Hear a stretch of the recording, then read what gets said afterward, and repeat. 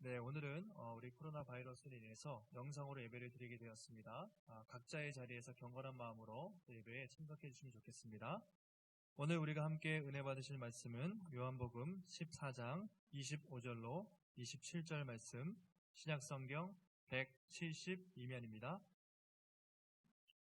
신약성경 172면, 요한복음 14장 25절에서 27절까지의 말씀, 우리 세 절인데요. 한 목소리로 합독해서 읽도록 하겠습니다. 시작.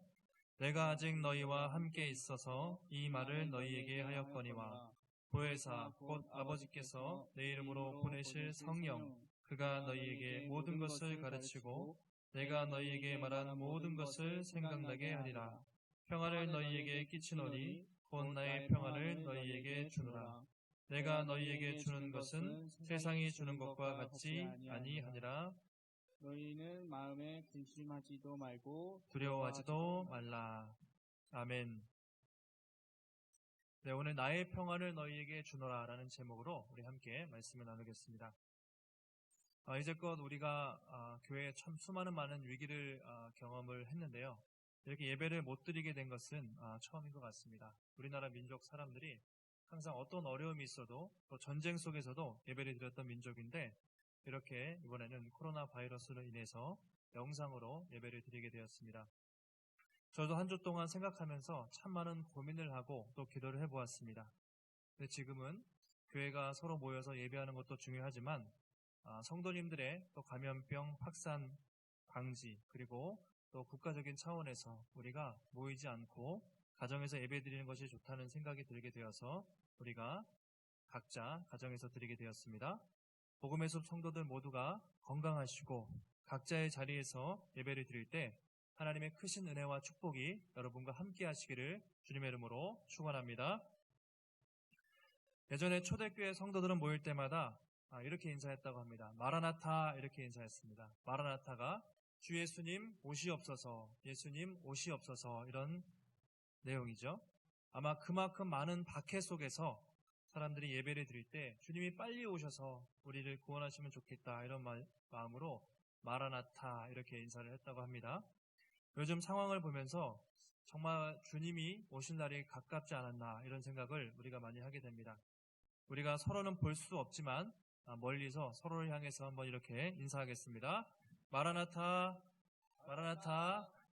그리고 유대인들은 서로 이렇게 샬롬이라고 인사했어요. 평안을 기원하면서 샬롬이라고 인사했는데 우리 서로를 향해서 멀리서 인사하겠습니다. 샬롬. 네, 오늘은 가정에서 예배를 드리기 때문에 제가 설교를 길게 하면 힘드실 것 같아요. 집중력을 위해서 가능한 짧게 하겠습니다. 그래서 여러분 다른 거 틀어놓지 마시고 예배에 집중하시기를 바랍니다. 가능하면 성경책을 펴주시고 경건한 마음으로 예배에 참석해 주시면 감사하겠습니다.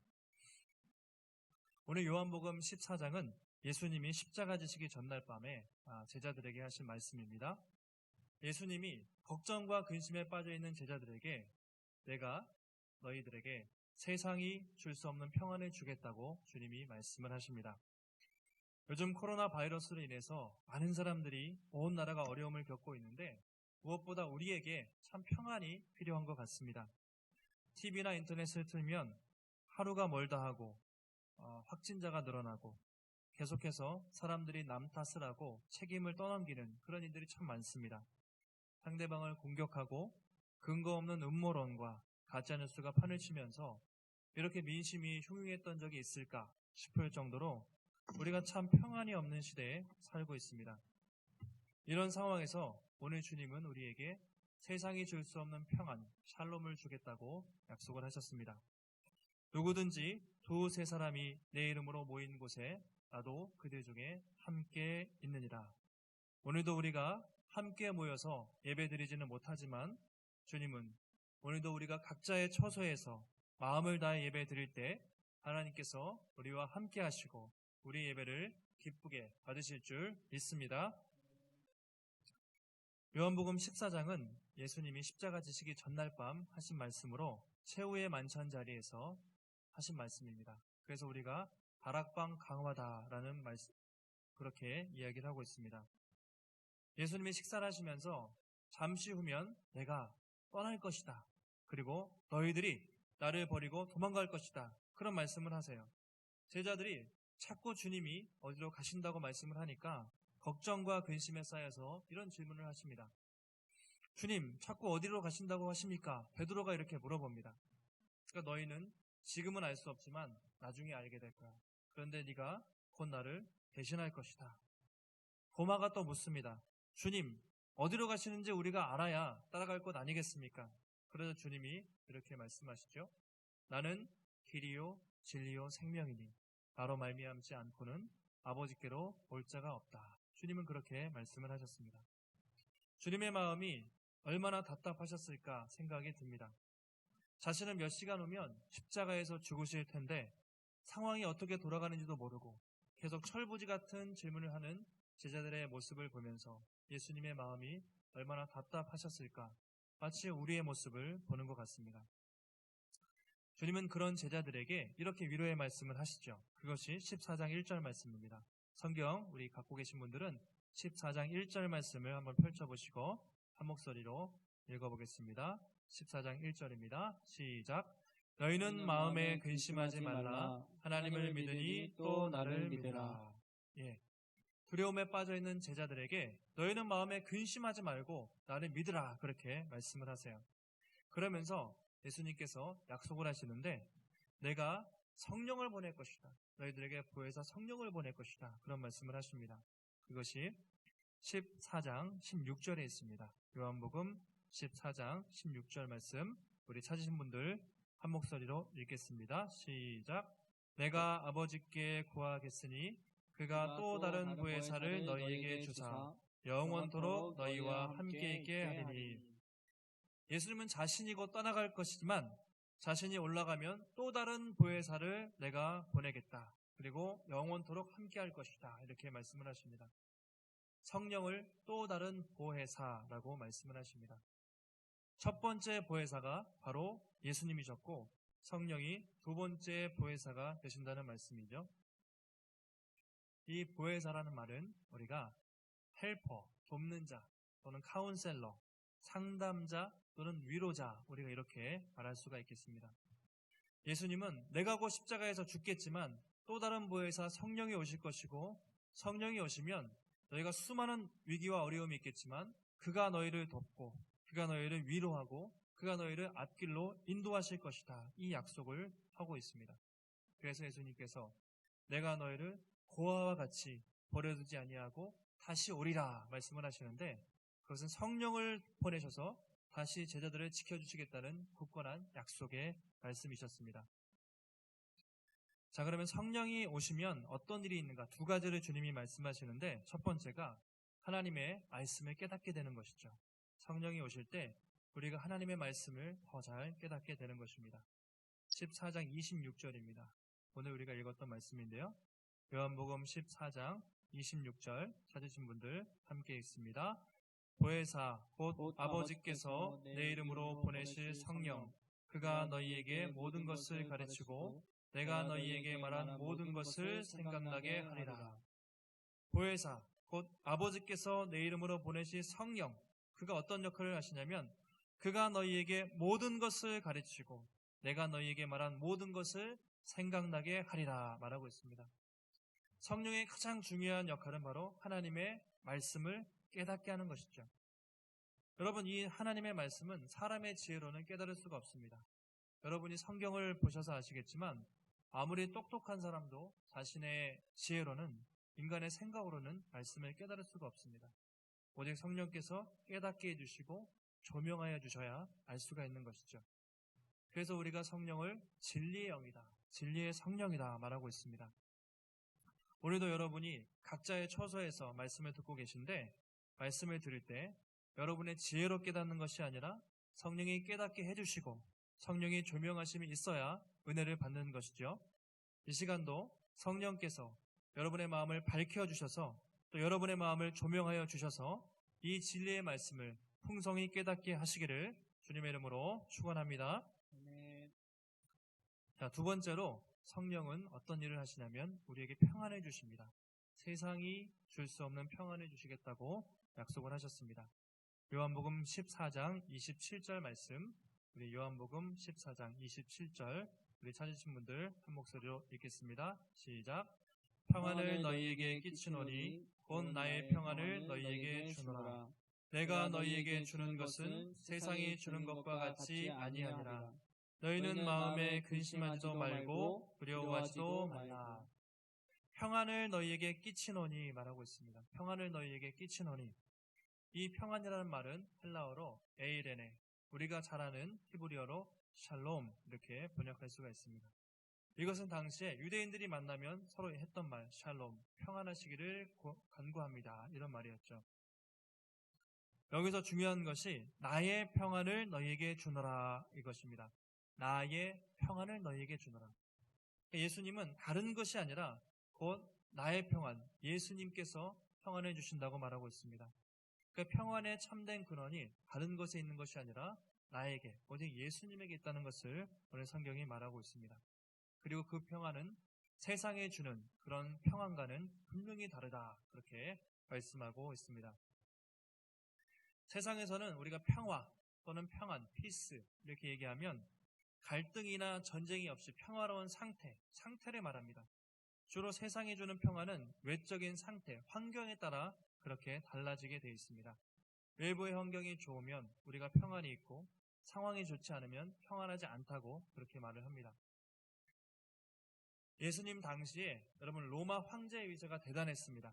로마 황제는 엄청난 군대를 동원해서 주변 나라들을 다 정복하고 로마 황제 안에서 사람들은 평안을 누린다고 생각을 했습니다.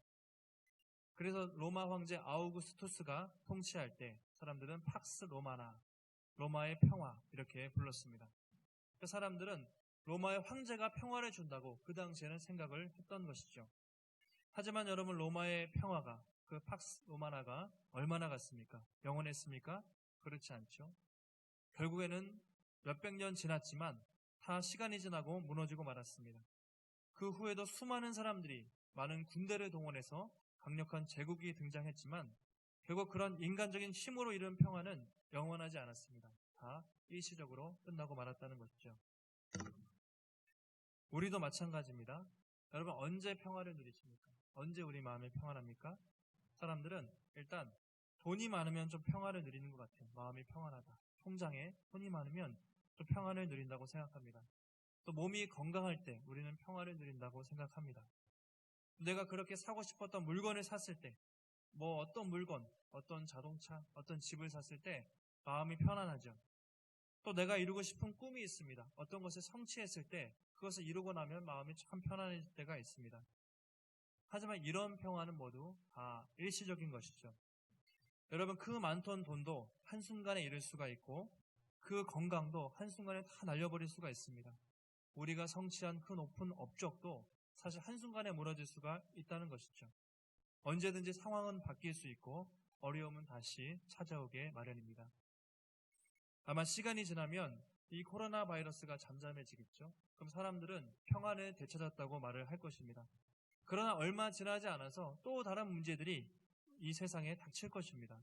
그래서 결국에는 이 세상에서는 끊임없이 어려움들이 있고 참된 평화가 없다는 것을 우리가 알 수 있습니다.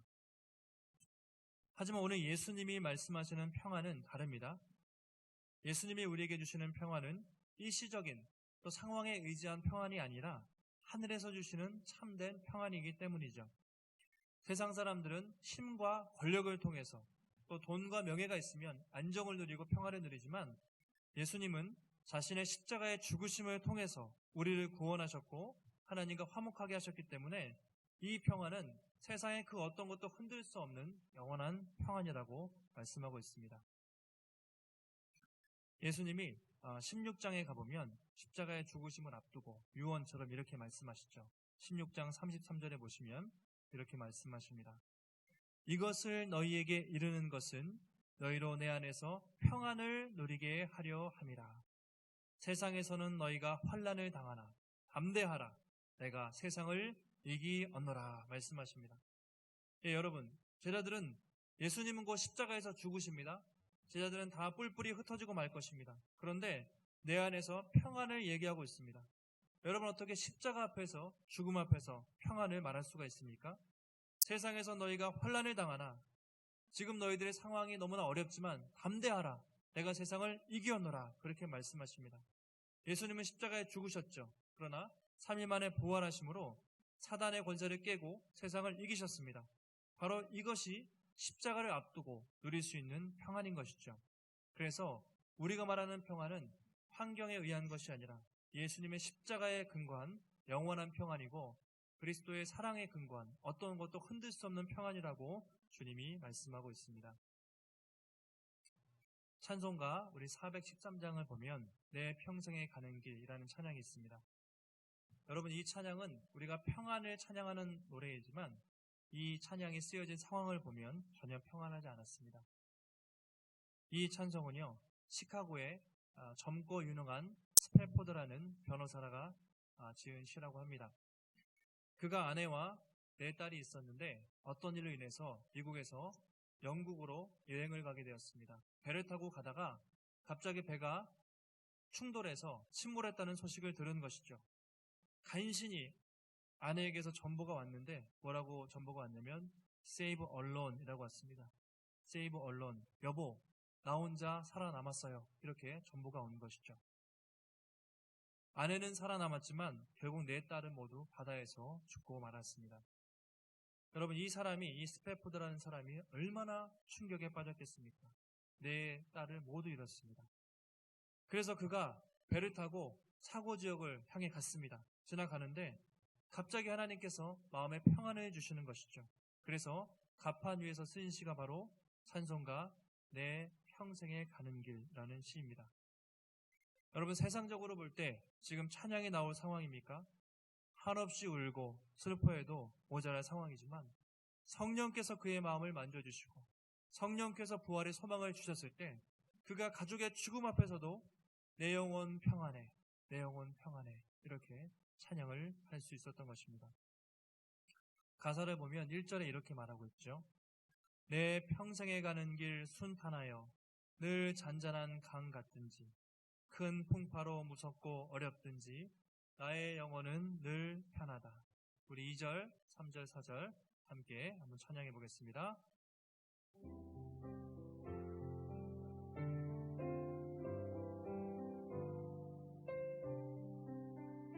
저 마귀는 우리를 삼키려고 입 벌리고 달려와도 주 예수는 우리의 대장 되리 끝내 싸워서 이기리라. 내 영혼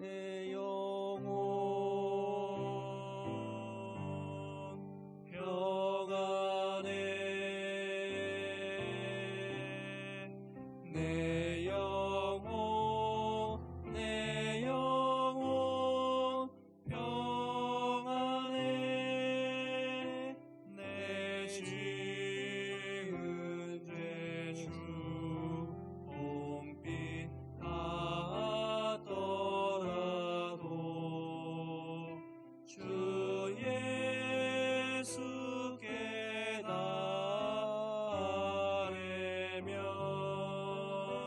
그 십자가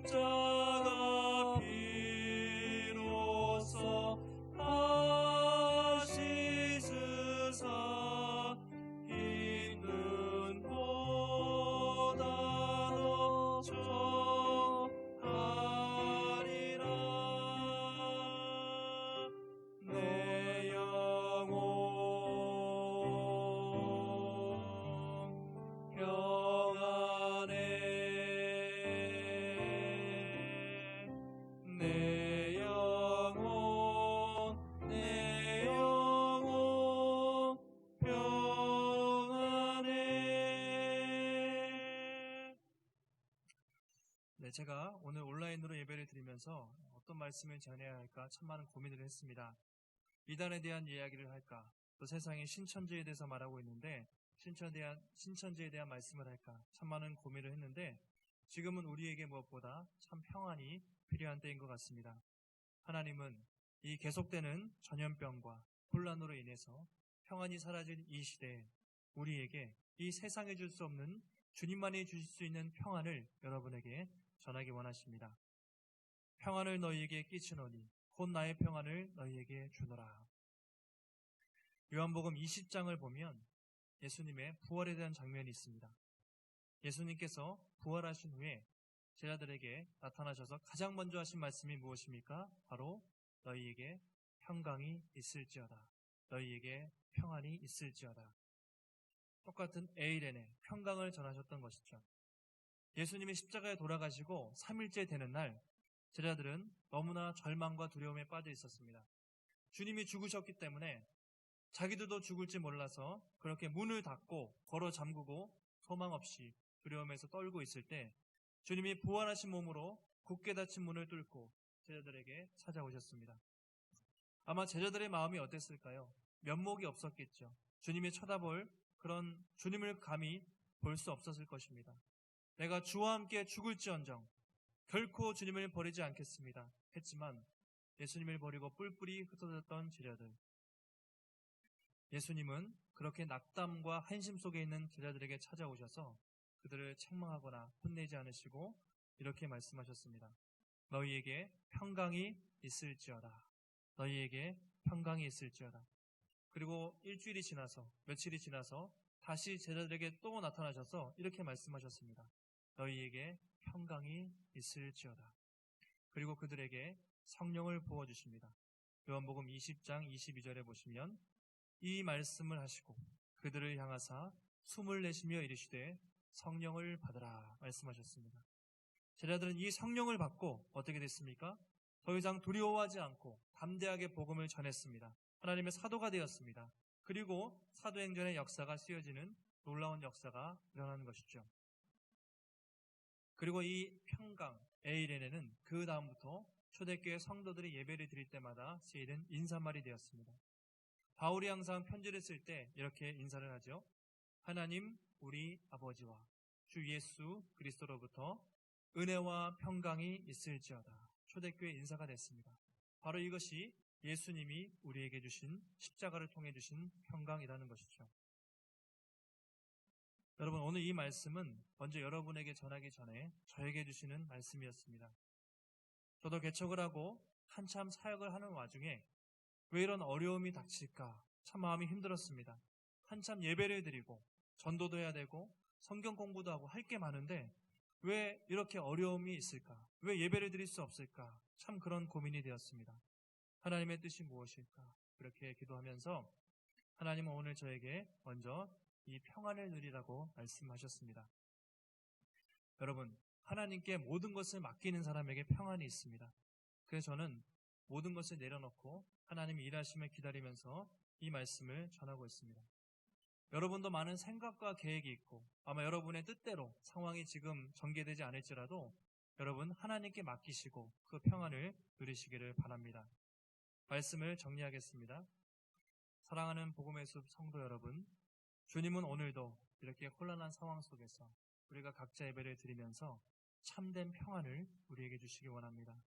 지금까지 교회 역사 가운데 수많은 어려움과 위기가 있었습니다. 이보다 더한 위기가 있었지만 그때마다 하나님은 우리를 도우셨고 성령께서 함께 하셨습니다. 초대교회에 박해가 일어나서 많은 사람들이 예루살렘을 떠났을 때 주님은 그 박해를 통해서 사마리아 땅끝까지 복음이 전해지는 그런 위기를 기회로 하나님께서 바꾸신 것이죠. 한국교회도 그동안 수많은 핍박과 어려움이 있었지만 하나님은 그 위기 속에서 교회를 지켜오셨고 큰 부흥을 경험하게 하셨습니다. 하나님께서 이 위기를 통해서 한국교회가 새롭게 거듭나고 다시금 새로운 부흥이 찾아오는 복된 기회가 되게 하시기를 간절히 소원합니다. 빨리 이 사태가 진정되고 여러분 교회에서 만나서 우리가 샬롬으로 인사하고 예배드릴 날이 오기를 소원합니다. 지금은 정말 무엇보다 기도가 필요할 때입니다. 말 많이 하지 마시고 각자의 자리에서 날마다 여러분 말씀을 꼭 붙드시고 끼어 기도하는 가운데 이 어려움을 잘 극복하시고 건강한 모습으로 다시 만나서 주님을 찬양하며 예배할 수 있게 되기를 주님의 이름으로 간절히 축원합니다. 기도하겠습니다. 하나님, 우리가 참으로 어려운 상황 속에서 기독교 120년 또 개신교 역사를 통틀어서 처음으로 어려움을 겪고 또 우리가 각자의 상황에서 예배를 드리고 있습니다. 하지만 주님, 장소와 공간이 중요한 것이 아니라 주님은 사모하는 마음으로 두세 사람이 예수의 이름으로 모여 예배하는 곳이면 나도 그들 중에 함께 하신다고 약속하셨습니다.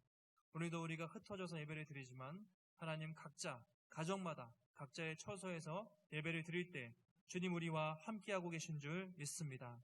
하나님, 바라기는 어렵고 평안이 없는 이 시대 속에서 다시 한번 예수님께서 우리에게 주시는 그 평안을 우리가 누릴 수 있도록 성령께서 붙잡아 주시옵소서.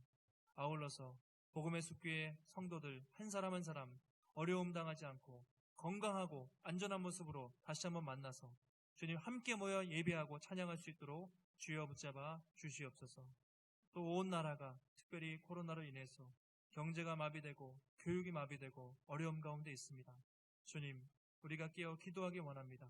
우리의 기도를 들으시고 속히 이 감염병을 막아주시고 다시 한번 이 땅의 평화를 되찾게 하시고 한국교회가 새롭게 거듭나는 시간 될 수 있도록 주께서 붙잡아 주시옵소서. 오늘도 우리 예배 가운데 함께 하신 주님께 감사드리며 모든 말씀 거룩하신 예수님의 이름으로 기도하옵나이다. 아멘. 축도하겠습니다. 지금은 교회 머리 되신 우리 구주 예수 그리스도의 은혜와 독생자를 내어주신 아버지 하나님의 크신 사랑과 연약한 자를 도우시는 위로하시고 또 회복시키시는 보혜사 성령님의 감동 감화 교통하시는 역사가 또 국가적인 어려움으로 함께 모여 예배드리지 못하지만 각자의 처소에서 다시 한번 하나님의 말씀을 사모하며 예배하는 그리고 이 위기 속에서도 주님이 주시는 참된 평안을 붙들고 또 깨어 기도하며 어려움을 극복하기로 결단하는 사랑하는 성도들과 자녀들과 또 나라와 민족 위에 이제로부터 영원토록 함께 있을지어다. 아멘.